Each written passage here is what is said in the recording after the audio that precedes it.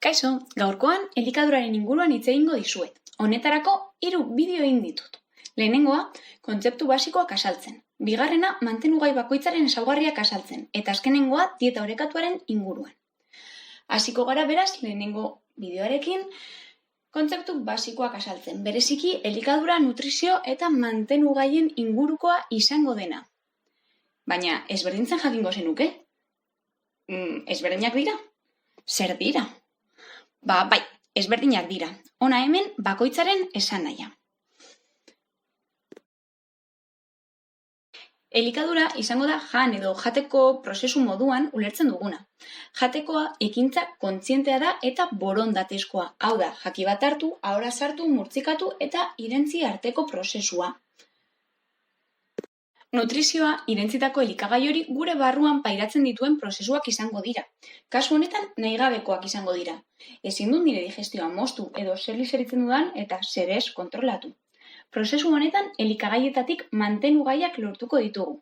Eramango dira zeluletaraino, hondakinak kanporatuko ditugu eta bar, eta bar. Nutrienteak edo mantenugaiak elikagaietatik lortzen ditugun sustantziak dira. Hau da, elikagaiak mantenugaiz osatuta daude.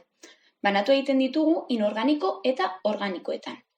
Inorganikoak ez dute zertan etorri behar bizidun batedatik, baina ere lortu alditugu hortik.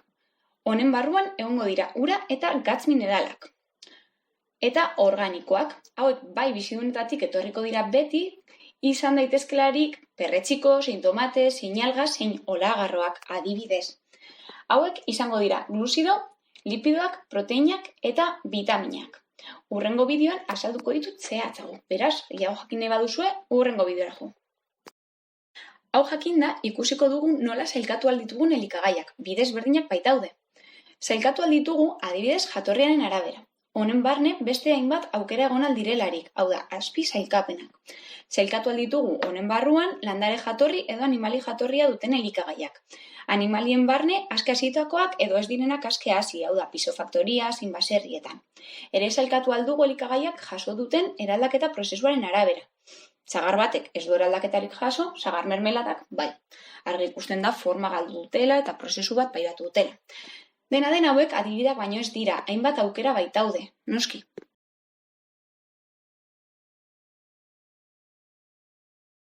Sailkatu alditugu mantenugai nagusiaren arabera, proteinak, lipidoak eta karbohidratoak.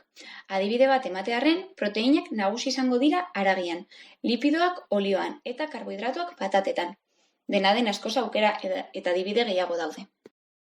Eta aurkeztuko dizuedan azken sailkapenaren barne, gure gorputzan duten funtzioaren arabera. Honen barruan banatuko ditugu 3 taldeetan. Plastikoak gure gorputza osatu eta berrizteko erabiltzen ditugunak, adibidez, hasteko erabiltzen ditugunak, energetikoak, energia emango digutenak, eta erregulatzaileak gorputza ongi funtzionatzeko hainbat erreakzio abiaraziko dituzte mantenugai hauek eta erreakzioak berak egingo dituzte batzuetan.